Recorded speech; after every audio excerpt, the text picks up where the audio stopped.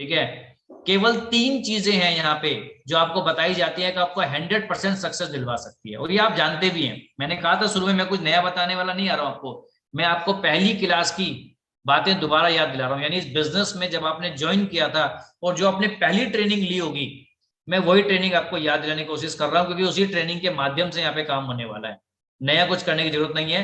तो 3 चीजें हमें बताई गई थी, फोकस कीजिए, आपको 100% सक्सेस यहाँ पे मिलेगी। वो 3 चीजें क्या है? सबसे पहली थी, आप अपनी एक्साइटमेंट को हमेशा जिंदा रखिए। जिंदगी में जोश खत्म हो जाता है तो सब कुछ खत्म हो जाता है। और बुरा ना माने, लेकिन अक्सर ये जोश जो खत्म होता है लोगों का शादी के बाद खत्म हो जाता है। क्यों शिवा सर? होता ही नहीं होता है ना? क्योंकि शादी से पहले या कह लीजिए नौकरी लगने से पहले हमारे अंदर बहुत सपने होते हैं, हम ऐसा करेंगे वैसा करेंगे, बट जब हम किसी चीज को अपना एंड मान लेते हैं ना कि यार ये बस मेरा एंड आ गया, अब इसके आगे कुछ नहीं है, मतलब ना, जैसे हम किसी नौकरी में घुस जाते हैं, हमें लगता है यार यही मेरी जिंदगी है, मतलब यही मैं कमा सकता हूँ, वहां पे हमारा जोश खत्म होना शुरू हो जाता है। जबकि जिंदगी को हमेशा ऐसे देखिए कि अभी तो यार मैंने यहाँ तक इतना किया, अभी आगे तो मैं बहुत कुछ कर सकता हूँ, क्योंकि ये बिजनेस आपको पहले दिन बता रहा है कि आपकी सफलता आपके हाथ में। आप रोज कुछ नया कर सकते हैं, आप रोज कुछ अपने बारे में नया लिख सकते हैं, लेकिन आपको वो यकीन होना चाहिए, वो विश्वास होना चाहिए अपने ऊपर कि हाँ मैं ऐसा कर सकता हूँ। क्योंकि आज आप जो भी हैं वो अपनी वजह से हैं, और आगे आप जो भी बनेंगे वो अपनी वजह से बनेंगे। ऐसा नहीं सोचना है कि अब मैं हालातों की वजह से बनने वाला हूं, नहीं। आप चाहें तो आज से ही एक नया अपने आप को बना सकते हैं, नया इंसान बना सकते हैं। उसके लिए क्या जरूरी है? हमारे अंदर एक्साइटमेंट का होना जरूरी है। जिंदगी में कुछ भी नया करने के लिए अगर आप उस काम को लेकर एक्साइटेड है तो समझ लीजिए वो 90% काम आपका हो गया।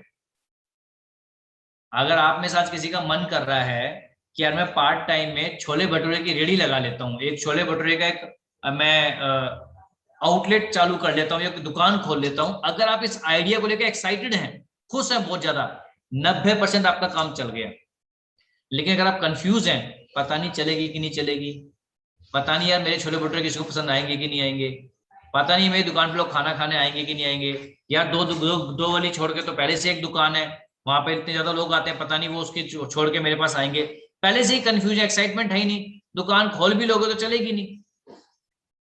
क्योंकि कोई भी काम शुरू करने के लिए उस काम के प्रति जोश का होना बहुत ज्यादा जरूरी है, ठीक है ना? और ये एक्साइटमेंट बाहर से नहीं मिलेगी, आपको विश्वास खुद के अंदर लाना पड़ेगा, वही एक्साइटमेंट आएगी आपके अंदर। आप कोई पढ़ाई कर रहे हैं, हम कोई कोर्स कर रहे हैं, हम कुछ भी काम नया कर रहे हैं, अगर उस काम को लेकर हम लोग एक्साइटेड नहीं है, वो काम में कभी सफलता नहीं मिलती, वो काम हमारे लिए बोरिंग बन जाता है, बोरियत हो जाती है उस काम से हमको। और बोरियत के साथ में किया गया कोई भी काम, बोरियत के साथ में शुरू किया गया कोई भी रिश्ता कभी भी सफल नहीं हो सकता है। तो हमें क्या करना पड़ेगा? एक्साइटेड रहना पड़ेगा। जो भी काम आप कर रहे हैं उसको लेकर जोश में रहना पड़ेगा। रह सकते हैं? जोश में रहने के लिए क्या करना है? कुछ खर्चा करना पड़ेगा क्या? सिर्फ क्या, उस काम को लेकर अच्छी अच्छी फीलिंग्स लेके आनी है ना। एक ही लाइन याद रखनी है, ये काम चल गया तो कितना बढ़िया होगा मेरे साथ में, यानी उसके पॉजिटिव साइड जो है उनको याद रखना है। क्या याद रखना है? पॉजिटिव साइड है। एक व्यक्ति के घर में एक लड़का पैदा हुआ, ठीक है, वो लड़का धीरे धीरे बड़ा हो रहा है, उस व्यक्ति के मन में 2 तरह के ख्याल आते हैं। यार ये बड़ा होके अगर आर्यन खान के जैसा ये भी स्मगलर निकला तो, ये भी ड्रग एडिक्ट निकला तो क्या होगा?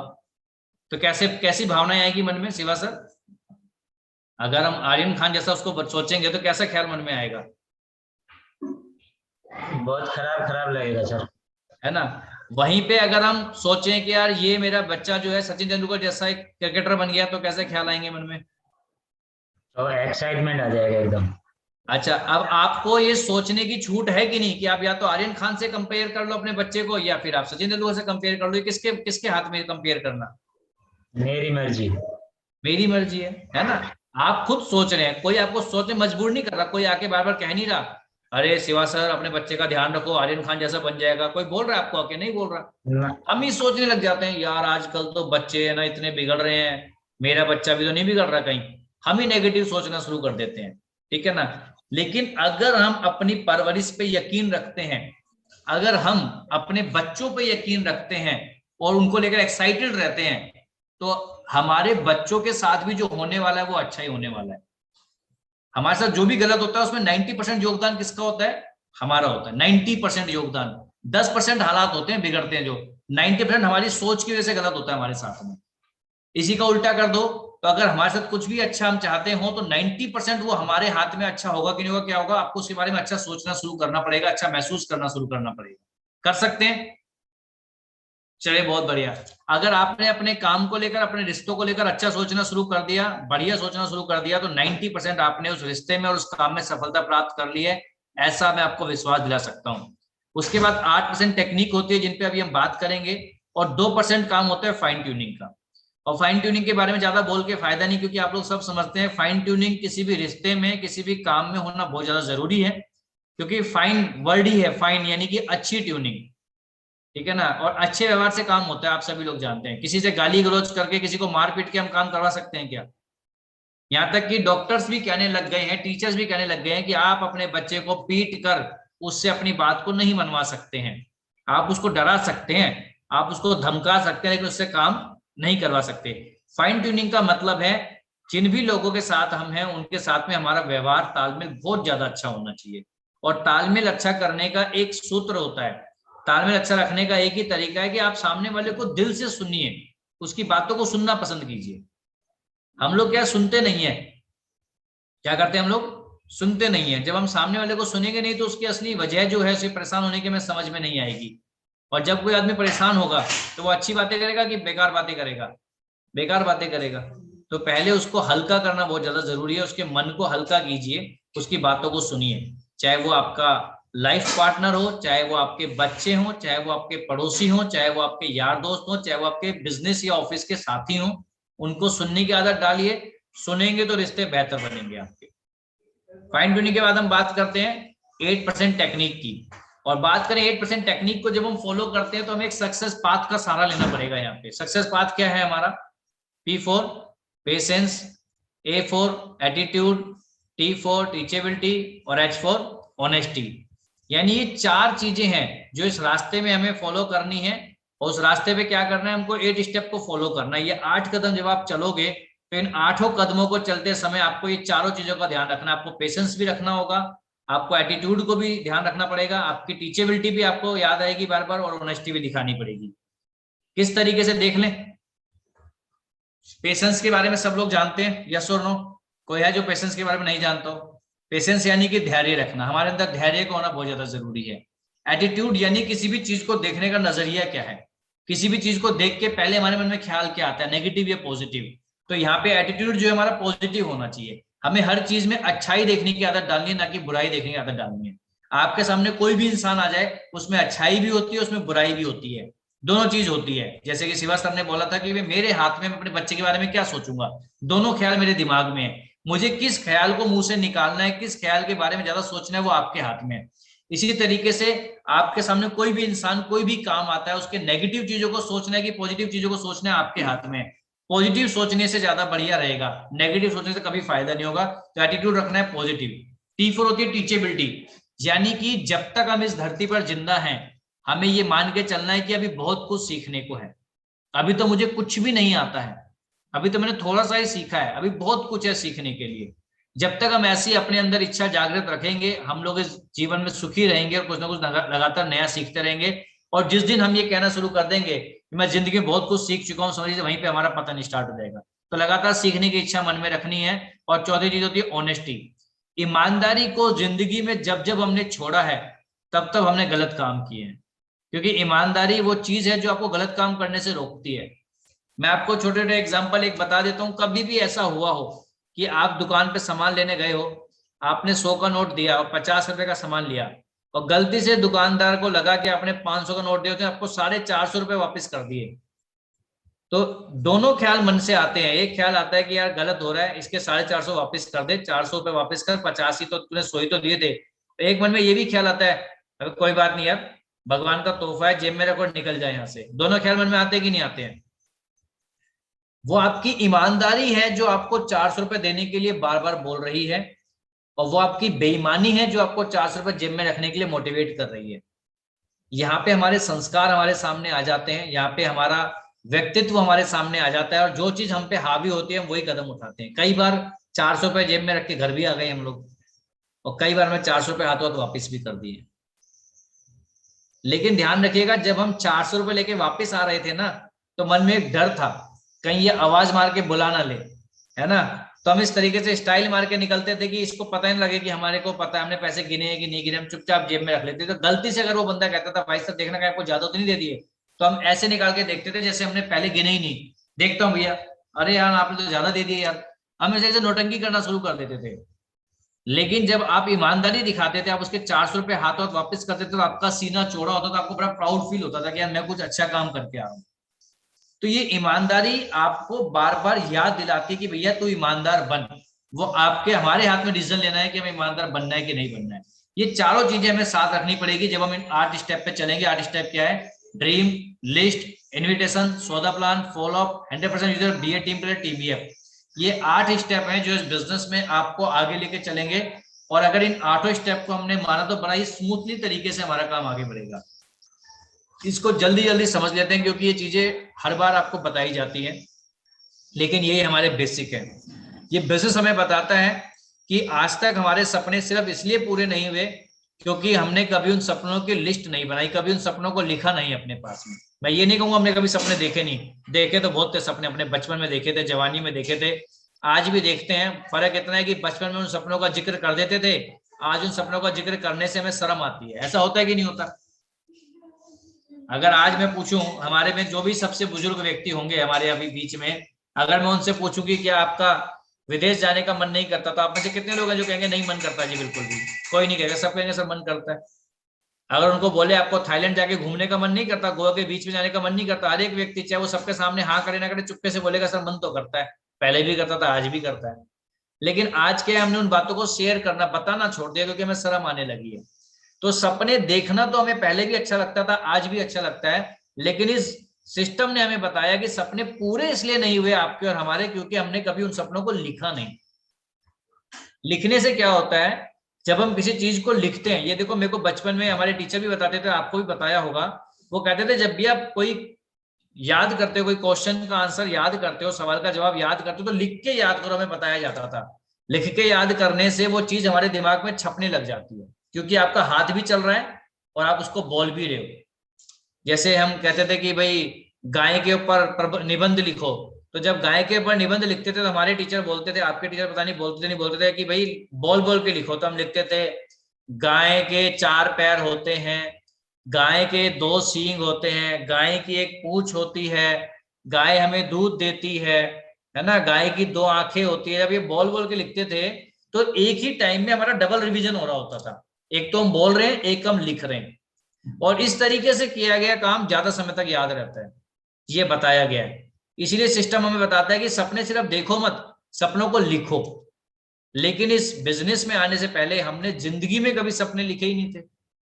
लेकिन आप जहां भी नौकरी करते हैं, जहां भी नौकरी करते हैं, अगर आप कोई ऐसी पोस्ट पे है जहां पे आपको लोगों से काम करवाने की ड्यूटी दी जाती है, तो आपका बॉस सुबह सुबह आपको बताता नहीं होता भाई लिख लो आज क्या क्या काम करना है, बोलते नहीं बोलते? आप में से कोई ऐसे लोग हैं जिनके पास टीम दी गई है कि इन टीम से काम करवाना है? ऐसे कौन लोग हैं हमारे साथ में जिनको टीम दी जाती है कि आपसे काम करवाना है? हाँ बेटा जी, एक बार अनम्यूट करो। Yes sir. जो आपको ऊपर से ऑर्डर मिलते हैं, अगर आपको 10 काम बताए जा रहे हैं तो लिखने को बोला जाता है कि आता है याद कर लो यार 10 काम करवाने हैं? लिखने को बोला जाता है। और कुछ लोगों की तो बेंच के सामने एक वो नोटिस बोर्ड लगा के उस पर लिख देते हैं भाई ये सारे काम करवाने हैं आज तक, आज ये काम करवाना है ना? क्योंकि है। हाँ ये का है कि किसी से कोई भी काम करवाना है तो उसको क्या करना पड़ेगा, आपको लिखना पड़ेगा। सिर्फ बोलने से काम नहीं चलेगा, लिखना पड़ेगा। लिखने से आपका जो माइंड है वहां पे बातें छपनी शुरू हो जाती है। तो ये इस बिजनेस में आके पता लगा कि अगर अपने सपनों को पूरा करना चाहते हैं तो उनको देखने के साथ साथ लिखना बहुत जरूरी है। तो जितने भी साथी हमारे साथ पुराने और नए मौजूद हैं, मैं उनको यही कहना चाहूंगा, जो भी हमारे सपने हैं उनको हम लिखे जरूर। पहले तो कहाँ लिखे, उसको डायरी में लिखे। अपनी कहाँ लिखे? अपनी डायरी में। अपनी फेवरेट चीजें हम कहाँ रखते हैं, अपनी मनपसंद चीजें कहाँ रखते हैं? हम लोग छुपा के रखते हैं या ऐसी पब्लिकली फेंक देते हैं? ये मेरा सबसे बढ़िया पेन है, फेंक दिया। ये मेरी सबसे बढ़िया डायरी है, फेंक दी। ये घड़ी मुझे बहुत अच्छी लगती है, फेंक दी। ऐसा करते हैं हम लोग? या अपनी इन चीजों को हम कहीं ना कहीं एकदम समेट के रखते हैं और बता देते हैं भैया ये मेरे सामान है, इसको कोई हाथ नहीं लगाएगा, ये मेरा सामान है ना। बच्चों को स्पेशली बोलेंगे बेटा ये फोन पे देख, अगर तूने गलती से कोई स्क्रैच मार दिया मैं पिटाई कर दूंगा तेरी। आपकी गाड़ी घर के बाहर खड़ी है, आपकी फेवरेट कलर की गाड़ी है, और गली में बच्चे क्रिकेट खेल रहे हैं, जाके बोल के आते हैं बेटा इस गाड़ी पे ना बॉल नहीं लगनी चाहिए, देख लो पिटाई कर दूंगा तुम्हारी। यानी जो चीज आपको पसंद होती है आप उसका ख्याल रखते हैं, उसको बड़ा ही संजो के रखते हैं। इसी तरीके से बढ़िया सी सुंदर सी डायरी लीजिए, उस डायरी में अपने सपनों को लिखिए, क्योंकि सपनों को आप पसंद करते हैं। कोई ऐसे सपने भी लिखता है जो उसको ना पसंद हो। अगर बीवी पूछ रही है कि आज क्या खाएंगे, तो कौन सी सब्जी बताते हैं जो पसंद होती है जो ना पसंद होती है? कौन सी सब्जी बताते हैं मनीष सर? फेवरेट जो सब्जी पसंद होती है। यानी जब आपके हाथ में होता है बताना, तो हमेशा आप उस सब्जी को बताने की कोशिश करते हैं जो आपको पसंद होती है, ठीक है ना। तो उसी तरीके से उस डायरी में उन सपनों को लिखना है जो सपने आपको आप जिंदगी में हासिल करना चाहते हैं। उसके बाद सेकंड चीज बताई जाती है कि वो लिखने के बाद में अगर कोई चीज बड़े अक्षरों में आपके सामने लिख दी जाए तो उसको पढ़ना आसान हो जाता है, ठीक है ना। और ये आपने सड़कों पे देखा होगा, जब भी आप सड़कों पे निकलते हो, हर चौराहे पे या कहीं पे आपको बैनर टंगे हुए मिलते हैं, दिवाली पे मिलेंगे 70% डिस्काउंट इस शोरूम में, 80% डिस्काउंट इस शोरूम में। वो क्या करते हैं, अपने एडवर्टाइजमेंट करते हैं, और जिसका जितना बड़ा बैनर होगा उस पर उतना ज्यादा ध्यान जाता है हमारा, जाता है कि नहीं जाता। तो इसीलिए जो भी अपकमिंग चीज होती है, अभी कभी ऐसा हुआ है कि जनवरी के महीने में और कोई दिवाली धमाका लिख के बेच रहा हो सामान अपना, कभी ऐसा हुआ है? क्यों? क्या उस साल दिवाली आएगी नहीं है मनीष सर? उस साल दिवाली नहीं आएगी क्या? आएगी। फिर लोग क्यों नहीं जनवरी में क्यों नहीं लिखते दिवाली धमाका? क्योंकि उस समय मतलब एक तरीके से या लोग उसकी वैल्यू नहीं देंगे। हाँ, यानी कि वो दिवाली बहुत दूर है ना। तो दिवाली से संबंधित सामान जो होगा वो तभी खरीदेंगे जब दिवाली आएगी। जनवरी में वो लगाएगा वैलेंटाइन धमाका, होली धमाका, यानी जो आने वाले 2-3 महीने में होने वाला कोई इवेंट है उसके लिए वो मोटिवेट करेगा लोगों को, ना कि एक साल बाद के लिए। और हम कभी कभी क्या करते हैं, आज हमने बिजनेस ज्वाइन किया और हम लगा देते हैं BMW कार अगले 1 साल में आ जाएगी। कैसे आ जाएगी भाई? दिवाली तो नवंबर में ही आएगी ना, ठंड तो नवंबर में ही आएगी। आपके लिख लेने से, यहाँ पे लिख देने से कि मार्च में दिवाली आ जाएगी, क्या दिवाली आ जाएगी? नहीं सर, मैंने तो सपना देखा है, लिख भी दिया है मैंने, तो आ जाएगी। भैया जादू थोड़ी हो रहा है, आपको एक साइंस समझाई जा रही है, एक विज्ञान समझाया जा रहा है। ये थोड़ी हम कह रहे हैं कि जादू हो जाएगा इससे। तो ये एक प्रोसेस है, इस प्रोसेस को समझना भी है। जो आपके छोटे छोटे सपने हैं उनको पहले लिखना है, उनको पहले पूरा करना है। छोटे सपने छोटा 10,000, 20,000, 50,000, 60,000, 1,00,000, इन सपनों को पहले लिखना है। उससे भी जो पहला पूरे करना चाहते हो, पहले जो सपना पूरा करना चाहते हो, अगर आपके पास 3 सपने हैं, 1,000 का है, 50,000 का है, 60,000 का है, तो ये तो एक सिंपल सा गणित है ना।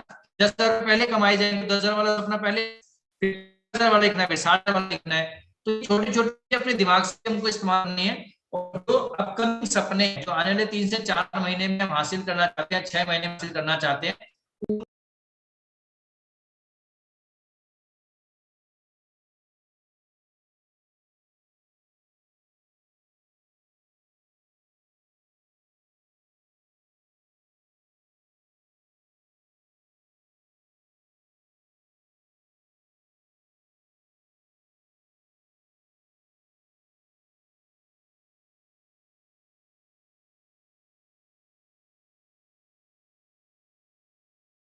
उनकी लिस्ट बनानी है हमको।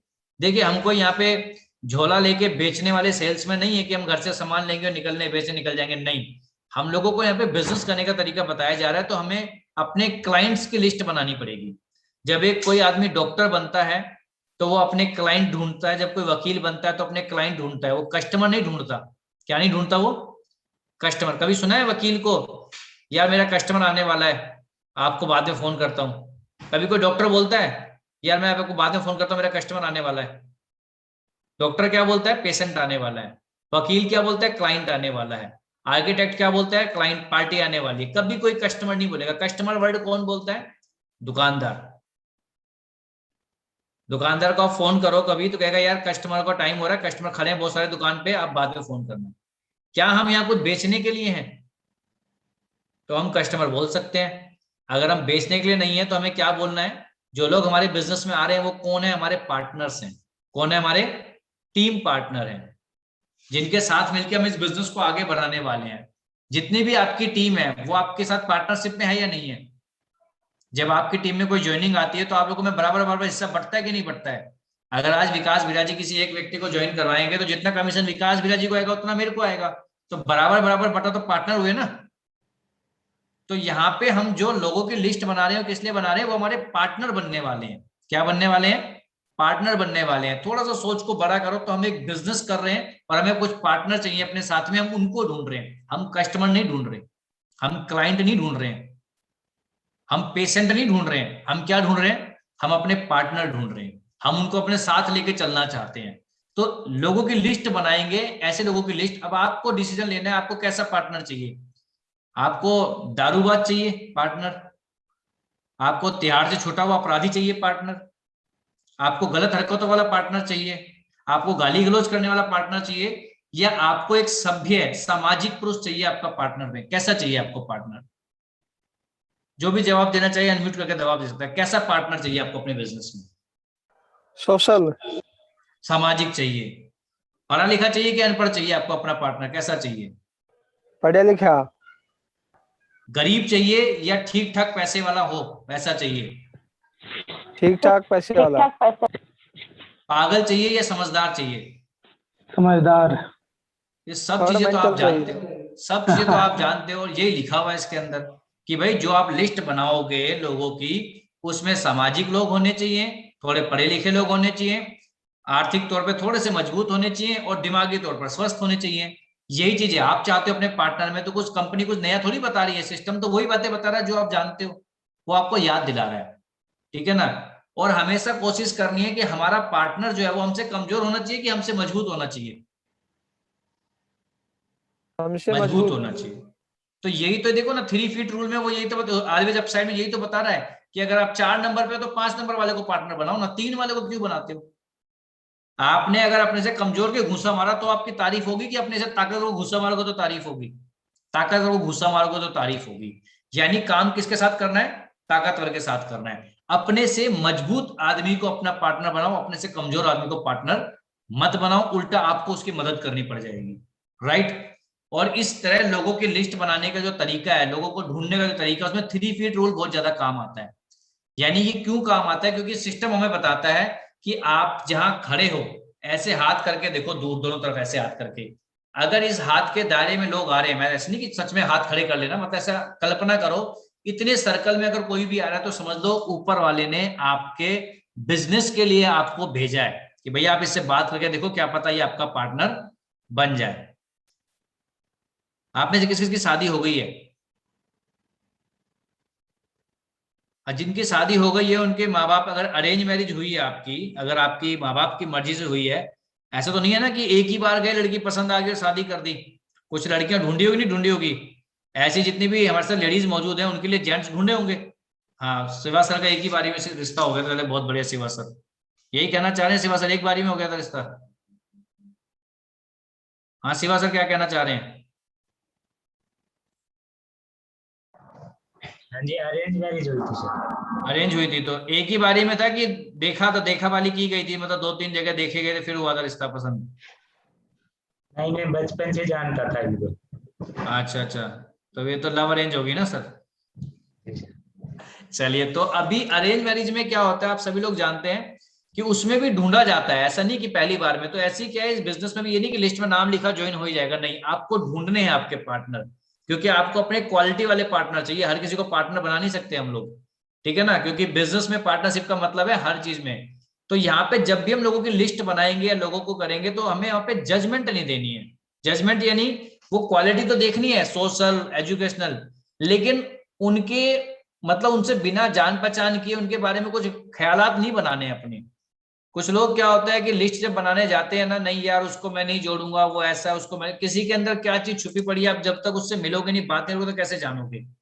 तो थोड़ा सा अपना जो जजमेंट है, अपना जो जज बनने वाली जो क्वालिटी है, उस जज बनने वाली क्वालिटी को साइड में रखना है और लिस्ट बना के लोगों में वही 4 क्वालिटी देखनी है, बस जो सिस्टम बता रहा है, उसके अलावा कोई अपनी तरफ से दिमाग नहीं लगाना है। वो 4 क्वालिटी है उसके अंदर है, वो सामाजिक है, थोड़ा पढ़ा लिखा है, फाइनेंशियली थोड़ा सा स्ट्रॉन्ग है और दिमागी तौर पर स्वस्थ है, तो आप उसको लिस्ट में ऐड करो और कोई फिल्टर लगाने की जरूरत आपको नहीं है। आगे क्या करना है, उस व्यक्ति को इन्वाइट करना है। इन्वाइट करने का मतलब ये नहीं कि कहीं होटल में इन्वाइट करना है, जहां पे भी आप उसको प्लान दिखाना चाहते हैं उस जगह पे उसको इन्वाइट करना है। और इन्वाइट करने के लेकर कोई भी मन में डर नहीं रखना है, कोई भी दूसरे का ख्याल मन में नहीं लेके आना है। सीधा से बात है, मैंने बता ही दिया, आप अपने आप उसको अपना बिजनेस पार्टनर बना रहे हो, कोई आप उसके साथ गलत नहीं कर रहे हो, तो बिजनेस पार्टनर बनाने के लिए आपके अंदर कोई झिझक नहीं होनी चाहिए, बल्कि आप उसको देने जा रहे हो, उसको अपना पार्टनर बनाने जा रहे हो, उसका फायदा करवाने जा रहे हो, तो आपके अंदर एक गिवर एटीट्यूड, कुछ देने जा रहे हो, ऐसी वाली फीलिंग होनी चाहिए। और आप उसको बुलाएं अपने साथ बिजनेस में प्लान दिखाने के लिए। आज की डेट में प्लान आपको पता है 1-to-1 भी हो रहा है, जूम पे भी हो रहा है, जैसे आप प्लान दिखाना चाहते हो उस तरीके से बुलाएं, लेकिन बिना टाइम लिए प्लान नहीं दिखा सकते। से इन्वाइट करना उसको बहुत ज्यादा जरूरी है। इन्वाइट करते टाइम कई बार आपके और हमारी ईगो हमारे सामने आ जाती है, मैं उसको इन्वाइट नहीं करूंगा, है ना, उसने मना कर दिया तो क्या होगा, ये सारे विचार दिमाग से निकाल दीजिए। मैंने फिर कहा, पुरानी बातों को अगर याद रखेंगे, जो पुराने बैड एक्सपीरियंस है, अगर उसी सोच के साथ चलेंगे तो नया कुछ भी नहीं कर पाएंगे। पुरानी सीख को याद रखिए, जो हमने बचपन में सीखा था, जहां हमें बताया गया था कि हमेशा कुछ नया करने की इच्छा होनी चाहिए, बच्चा बन के रहना। बच्चा क्या है, चीजों को भूल जाता है। बच्चा क्या करता है, मतलब जो गलत चीज होती है उनको भूल जाता है, याद नहीं रखता है। दुश्मनी उसके डिक्शनरी में शब्द है ही नहीं, अभी लड़े अभी दोस्त बन गए, राइट। तो इसी तरीके से क्या है, ये ईगो वीगो सब कुछ अंदर से निकाल देनी है। बहुत बढ़िया चीज आप किसी को बताने जा रहे हैं तो दिल खोल के बांटिए, प्रसाद बांट रहे हैं, ना कि आप कोई गलत चीज बांट रहे हैं किसी के सामने। डोंट्स का हमेशा याद रखना है कि जब तक वो आपके पास इनवाइट होके आ नहीं जाता है, बैठ नहीं जाता, उससे पहले ये चीजें डिस्कस नहीं करनी है। कंपनी के बारे में, कंपनी का नाम, काम का तरीका, इन्वेस्टमेंट कुछ नहीं बताना। पहले टाइम लीजिए, पूरा बिजनेस प्लान दिखाइए, तब बताइए। और साथ में HW5 रूल हमेशा याद रखिए कि जितने भी लोगों से आप बात करेंगे सभी लोग आपके साथ में नहीं आएंगे, कुछ आएंगे कुछ नहीं आएंगे, कोई फर्क नहीं पड़ता। कुछ लोग हैं जो हमारा इंतजार कर रहे हैं, उन तक पहुंचने के लिए हमेशा लगातार काम करते जाना है। यानी कि यहाँ पे आपकी पेशेंस जो है उसका टेस्टिंग की जा रही है, आपके अंदर पेशेंस है या नहीं है। और हमने को पता है कि इस रास्ते पे चलने के लिए क्या रखना पड़ेगा हमको, पेशेंस तो रखना पड़ेगा हमको। रखने को तैयार है? तो ये रूल हमेशा याद रखना है, HW5 रूल। आगे हम बात करते हैं सौदा प्लान। जब आप उसको प्लान दिखाने के लिए अपने घर पे बुला रहे हैं या वेन्यू पे बुला रहे हैं या उसके घर जा रहे हैं, कुछ भी किसी भी तरीके से जब आप उसको प्लान दिखाने जा रहे हैं, तो आपको ड्रेस कोड का ख्याल रखना है। आजकल प्लान घर पे चल रहे हैं मानता हूं, लेकिन इसका मतलब ये नहीं कि हम तौलिए में बैठ के प्लान दिखा रहे हैं। उसको आ जाते को 2 लाख रुपए हफ्ते की जानकारी देता हूँ, कई लोग कर रहे हैं ऐसा। अचानक आ गया तो बनियान में प्लान दिखाना शुरू कर दिया।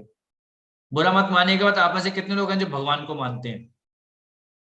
कितने लोग हैं?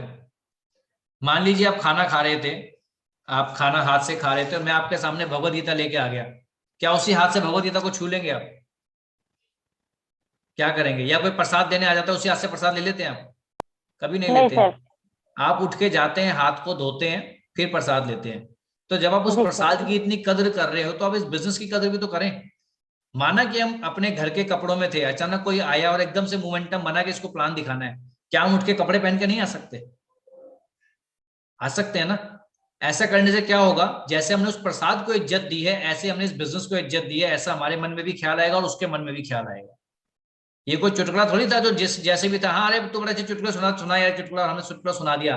ये चुटकुला नहीं है, ये कोई गाना नहीं है जो हमने ऐसे सुना दिया। इसके लिए माहौल का होना बहुत ज्यादा जरूरी है। कोई सिंगर हो उसको भी ऐसे बोलोगे गाना सुना दे, थोड़ी ऐसे सुना देगा, वो भी कहेगा गिटार विटार कुछ लेके आओ, म्यूजिक इंस्ट्रूमेंट लेके आओ। हर किसी को अपने काम की इज्जत करनी आनी चाहिए। तो आप किसी भी हाल में आपको ड्रेस कोड का हमेशा ध्यान रखना है। प्लान दिखाते समय कर सकते हैं छोटा सा काम, बहुत बढ़िया। सेकंड बात आती है टाइम की। टाइम का खासकर ध्यान रखिए। अभी वेन्यू तो चल नहीं रहे जो हम वेन्यू पे जाकर टाइम का ध्यान रखेंगे, तो अभी क्या टाइम का ध्यान रखना है, आपने किसी को बोला है कि 8 बजे हम प्लान स्टार्ट करेंगे, तो 8 बजे आप बिल्कुल तैयार होने चाहिए प्लान दिखाने के लिए। अगर आपने उससे 1 घंटे का टाइम मांगा है तो कोशिश करें 1 घंटे में अपना प्लान और अपनी बातचीत को खत्म करें, क्योंकि टाइम हम ज्यादा खाएंगे, टाइम ज्यादा लेंगे, लेट जाएंगे तो कहीं ना कहीं पहला इंप्रेशन ही हमारा गलत पड़ जाएगा उसके ऊपर। तो अगर आप बोल रहे हैं उसको टाइम, तो टाइम का खास ख्याल रखिए। डिसिप्लिन का ख्याल रखिए, यानी कि हम प्लान दिखाने गए हैं तो प्लान से संबंधित बातें होनी चाहिए। कई बार हम क्या भटक जाते हैं, दाएं बाएं निकल जाते हैं, प्लान हमारा 1 घंटे बाद शुरू होता है। तो कोशिश करें ऐसा ना हो, प्लान है तो प्लान से संबंधित बातों पर टिके रहे हम लोग। और टेस्टिमनी, प्लान खत्म होने के बाद में देखिए, जरूरी कि वेन्यू पे टेस्टिमनी होती है, आप 1 to 1 प्लान दिखा रहे तो टेस्टिमनी जरूर शेयर करें उसके साथ में। अगर आपने कोई रुपया नहीं कमाया, ज्यादा रुपए नहीं कमाए, तो कोई फर्क नहीं पड़ता ना, आपने बदलाव तो महसूस किया कि नहीं किया अपने अंदर, वो बदलाव बताओ उसके अंदर कि इस बिजनेस में आने से पहले भाई मेरे घर में मेरा ऐसा व्यवहार था, वैसा हो गया है यार, ये पैसे के साथ साथ बहुत चीजें देता है। जो आपने कमाया वही तो बताओगे, या जो नहीं कमाया वो बताओगे।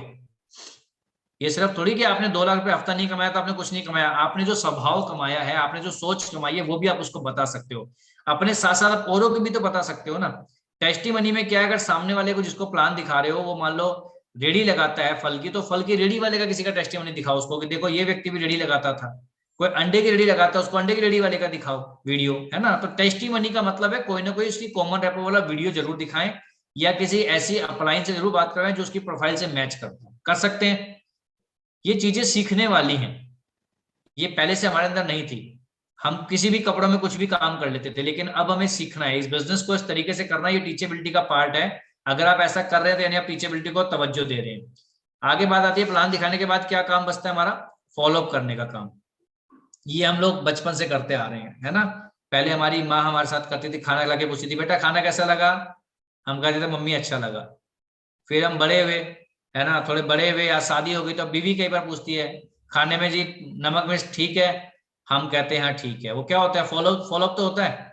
आप बताते हो नहीं नमक तेज था, तो अगली बार नमक कम डलता है। आप बोलते हो मिर्च तेज थी, अगली बार मिर्च कम होती है। यानी फॉलोअप कोई नई चीज नहीं है, फॉलोअप बचपन से हम देखते आ रहे हैं, सिर्फ तरीके बदल रहे हैं, पूछने वाले लोग बदल रहे हैं, काम बदल रहा है जिसके बारे में बातें की जा रही है।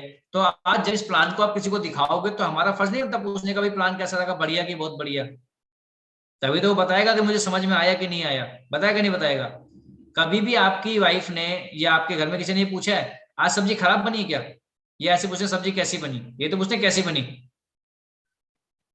है ना। कभी ये तो नहीं कहते ना आज सब्जी खराब बनी मुझे लग रहा है, ऐसा कोई नहीं पूछता ना। वो हमेशा पूछते हैं सब्जी कैसी बनी, आप बताते हो बढ़िया या खराब। हम तो यहाँ खराब बोलने का मौका ही नहीं दे रहे ना, हम तो पहले ही कहते हैं प्लान कैसा लगा, बढ़िया है कि बहुत बढ़िया। हमें यकीन है ना अपने प्लान पे कि बढ़िया है, तभी तो हम ऐसा बोल पा रहे हैं।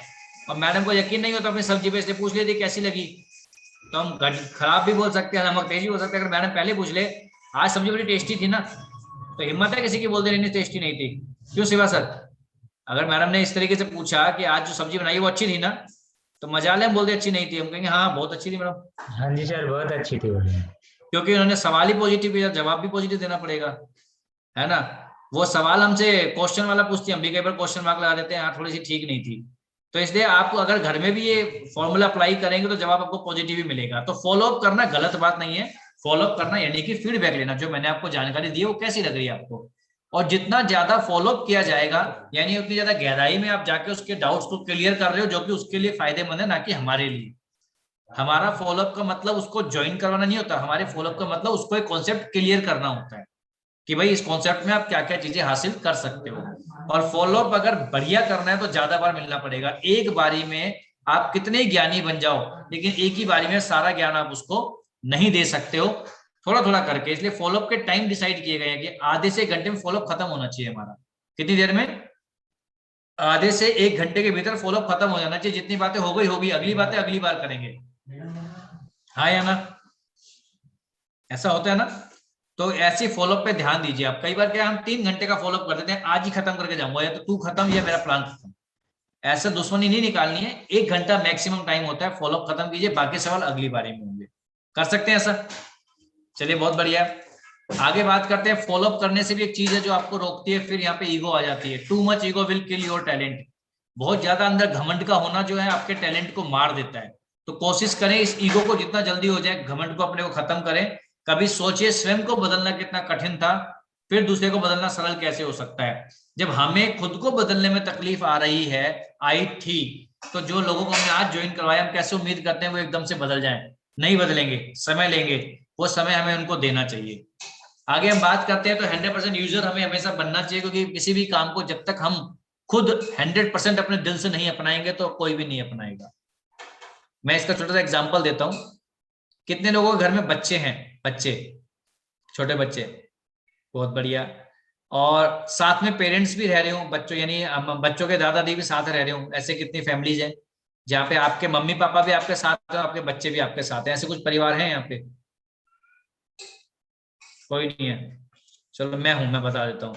अगर मैं अपने बच्चे के सामने अपने मम्मी से अपने पापा से बदतमीजी से बातें करूंगा, गुस्से से बातें करूंगा, तो मेरा बच्चा कैसी बात करेगा उनसे? वैसे ही करेगा। मैं अपने बच्चे में जैसे संस्कार डालना चाहता हूं, पहले मुझे वैसे संस्कार खुद में डालने पड़ेंगे, नहीं डालने पड़ेंगे? ठीक है ना। अगर मैं चाहता हूं मेरा बच्चा मेरी मम्मी की इज्जत करे, तो पहले मुझे दिखाना पड़ेगा कि इज्जत कैसे करते हैं। अगर हम अपने बच्चे को बोल रहे हैं बेटा बड़ों के पैर छूने चाहिए, और मैं अपने बड़े के कभी पैर छूता नहीं हूं, तो क्या वो कभी पैर छुएगा? यानी पहले मुझे 100% यूजर बनना पड़ेगा उन बातों का जो बातें मैं अपने बच्चे में डालना चाहता हूं। इसी तरीके से बिजनेस में पहले मुझे 100% यूजर बनना पड़ेगा हर चीज का, तभी मेरी टीम को मैं 100% यूजर बना पाऊंगा। और 100% यूजर बनने के लिए क्या करना है, हमें यहाँ पे जो भी प्रोडक्ट हमारी कंपनी में आते हैं, उनमें जो भी प्रोडक्ट मेरे घर में यूज होते हैं, मुझे उन्हें इस्तेमाल करने की आदत डालनी होगी। क्या करनी होगी? आदत डालनी होगी। हो सकता है आज से पहले हमने इस्तेमाल नहीं किए थे, लेकिन कोशिश करें कि हमें आदत डालनी होगी। इस बिजनेस में जो जो काम करने होते हैं, चाहे वो फॉलोअप करना हो, चाहे वो प्लान दिखाना हो, चाहे वो रजिस्ट्रेशन करना हो, चाहे वो ईमेल करना हो, मुझे वो सारे काम सीखने होंगे, ताकि मैं अपने बच्चों यानी कि अपनी टीम को भी वो सारे काम सिखा सकूं। ध्यान रखिएगा, आप जो बोलेंगे वो टीम नहीं करेगी, आप जो करके दिखाएंगे टीम वो करेगी। याद रहेगी लाइन ये, आप जो बोलेंगे वो टीम नहीं करेगी, आप जो करके दिखाएंगे टीम वही करेगी। तो आप 100% यूजर बनिए, आपकी टीम 100% यूजर बनेगी। और क्या क्या चीजें सीखनी होती है वो सब चीजों के लिए प्रगति पथ जो किताब आती है, जिसका नाम प्रगति सूत्र हो चुका है, इस किताब को आप जरूर अपने साथ रखिए। इस किताब में सारी चीजें लिखी है कि इस बिजनेस में क्या क्या काम आपको खुद करने चाहिए और फिर आपको अपनी टीम से करवाने चाहिए। आगे हम बात करते हैं बीए टीम प्लेयर, क्योंकि ये टीम वर्क वाला बिजनेस है। तो टीम प्लेयर में क्या क्या चीजें हमारे अंदर होनी चाहिए, क्योंकि आज तक हमने अकेले अकेले काम किया इसलिए हमें पता नहीं था। तो पहली बात, नो क्रॉस लाइनिंग, यानी कि हमें किसी दूसरे की टीम को तोड़ने की जरूरत नहीं है। जो लोग ऐसा करते हैं वो लोग साफ चरित्र के लोग नहीं होते हैं। दूसरे शब्दों में मैं कहूं, आपकी बीवी आपकी है, दूसरे की बीवी दूसरे की है। अगर आप दूसरे की बीवी बच्चों पे गलत नजर डालोगे तो क्या ये चरित्र अच्छा है आपका? नहीं अच्छा है। कुछ लोग कहेंगे सर बाकी लोग तो करते हैं, भाई करने दो। कुछ लोग चोरी करते हैं, करने दो ना। इसका मतलब थोड़ी कि आप भी चोरी करोगे। तो क्रॉस लाइनिंग करना गलत बात है। कोई कर रहा है उसको करने दो, लेकिन आपको पता है चीज गलत है तो आप उसको ना करें। ठीक है। आपका बच्चा कल को आपको आके बोले कि पापा पापा वो पड़ोसी का बच्चा तो बहुत गंदी गंदी गालियां देता है, आप मुझे मना करते हो गाली देने से, तो आप उसको क्या बताओगे? ये तो बताओगे बेटा गाली देना गलत बात है इसलिए मना करता हूँ। वो दे रहा है उसको देने दो, तुम तो मत दो। या आप उसको परमिशन दे दोगे कि हाँ तू भी गाली दे? दोगे परमिशन? नहीं दोगे। जो गलत है वो गलत है। क्रॉस लाइनिंग गलत है तो है, कोई कर रहा है उसको करने दो, हम नहीं करेंगे। काउंसलिंग विद एक्टिव अपलाइन, महीने में एक बार कम से कम अपनी किसी एक्टिव अपलाइन जो कि कम से कम कोशिश करें रेड क्लब में हो, उनसे अपनी काउंसलिंग जरूर करवाएं। ये बहुत जरूरी चीज है, बट लोग इसको मिस कर जाते हैं, लोग इसकी जरूरत महसूस नहीं करते हैं। ये वही तरीका हो गया कि आपके घर में जो भी खाना बनाता है मिसिज या मिस्टर, वो खाना बना के दिखा रहा, पूछ नहीं रहा कि मैं खाना कैसा बना रहा हूँ। सामने वाले की हिम्मत भी नहीं हो रही बोलने की, क्योंकि बोलेंगे तो झगड़ा हो जाएगा। तो कभी खाने में सुधार आ पाएगा क्या? अगर नमक तेज चल रहा तेज ही चलेगा। तो काउंसलिंग करवाने में दिक्कत क्या है? आप सुधार ही तो पूछ रहे हैं ना, आप यही तो पूछ रहे हैं सर मैं और बढ़िया कैसे काम करूं, यही तो पूछना है आपको। तो कौन बता सकता है? जो उस काम को बढ़िया से कर रहा है। हाँ या ना? एक बार क्या हुआ था, एक मैडम थी, उसके पति और बेटा नौकरी से आते थे, खाना खाते थे, सो जाते थे, नौकरी से आते थे, खाना खाते थे, सो जाते थे। वो कभी कुछ बनाती थी, कभी कुछ बनाती थी। वो आते थे, खाते थे, सो जाते थे। एक दिन उसको गुस्सा आया, उसने घास फूस रख दी उनके सामने। वो खाई नहीं। कह रही ये क्या बदतमीजी है भाई, तुमने घास फूस क्यों रख दी?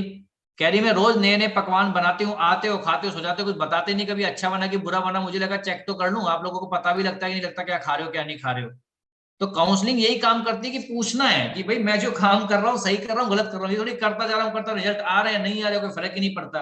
भाई रिजल्ट आ रहे तो भी काउंसलिंग करवाओ, नहीं आ रहे तो भी काउंसलिंग करवाओ। काउंसलिंग करवाना मतलब बातचीत करना अपने सीनियर के साथ में कि सर ये मेरी सिचुएशन चल रही है और बढ़िया कैसे हो सकती है। आज तक कभी ऐसा हुआ कि आप अपनी बाइक की सर्विस करवाने गए और मैकेनिक को आपने बोला इसको खराब कर दे यार, थोड़ी बहुत रुकावटें आ रही तो बिल्कुल बंद कर दे? ऐसा कभी बोलते हैं? हम कहते हैं भाई इसमें जो भी दिक्कत है उसको ठीक कर दे। ऐसा होता है कि नहीं होता? कभी मैकेनिक हमारे घर में आके थोड़ी बोलता है शिवा सर विकास सर आपकी बाइक खराब हो गई है ठीक करवा लो। ऐसे गली में कभी आए बोली लगाते हो आपकी बाइक की सर्विस पेंडिंग हो रही है सर्विस करवा? ऐसे कभी गली में नहीं आते। आप गाड़ी चला रहे हो, आपको करवानी चाहिए, ठीक है ना। काउंसलिंग के लिए हम उम्मीद करते हैं हमारी अपलाइन बोलेगी काउंसलिंग करवाओ, लेकिन ये गलत सोच है। हमें काउंसलिंग खुद की खुद से करवानी चाहिए।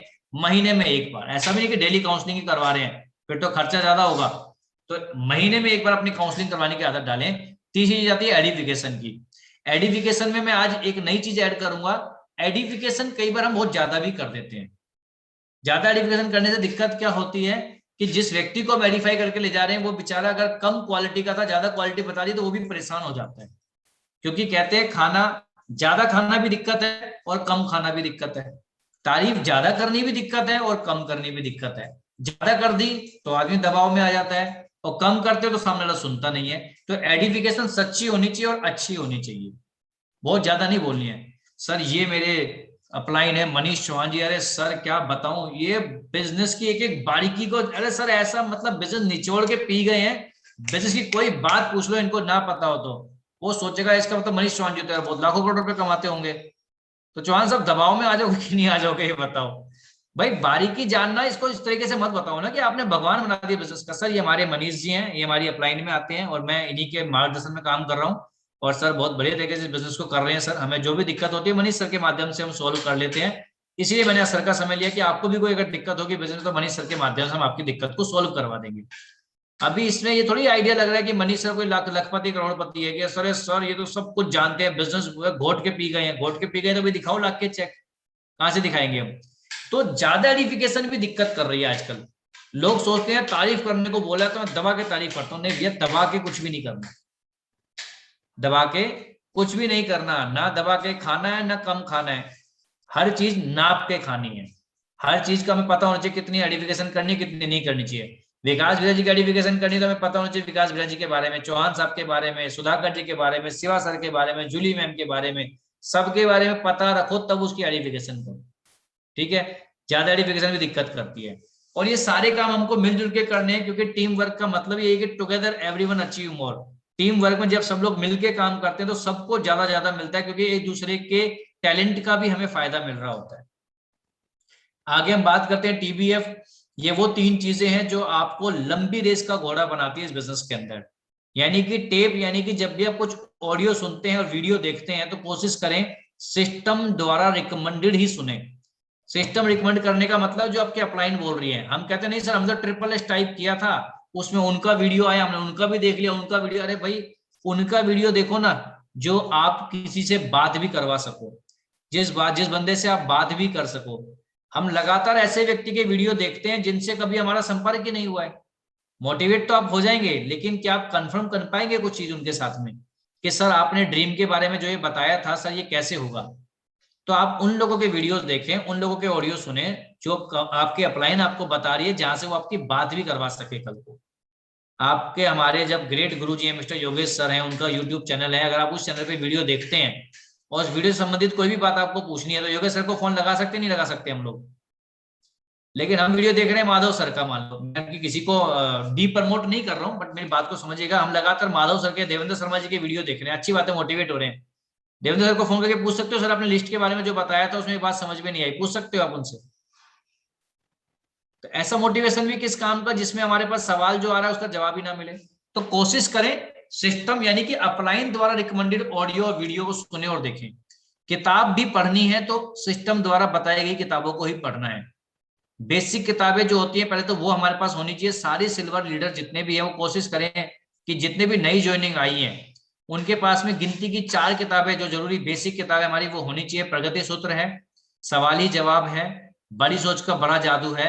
ये 3 किताबें तो हमारी कोर्स की किताबें हैं। क्या है हमारी कोर्स की किताबें हैं। ये तो हर किसी स्कूल के किसी व्यक्ति के पास में होनी ही चाहिए। इनका चाहे आप किट बना के प्रमोट करें वो भी बढ़िया है। प्लान फोल्डर होना चाहिए, लिस्ट बुक होनी चाहिए। ये सारी चीजें आप जरूर मोटिवेट करें लोगों को लेने के लिए। बात आती है ड्रीम बुक की, बात आती है और चीजों की, वो मर्जी होती है। लोग बाहर से भी ले सकते हैं, सिस्टम से भी ले सकते हैं। सिस्टम द्वारा लेंगे तो बहुत बढ़िया रहेगा, सब जगह सेफ शॉप का नाम छपा हुआ होगा।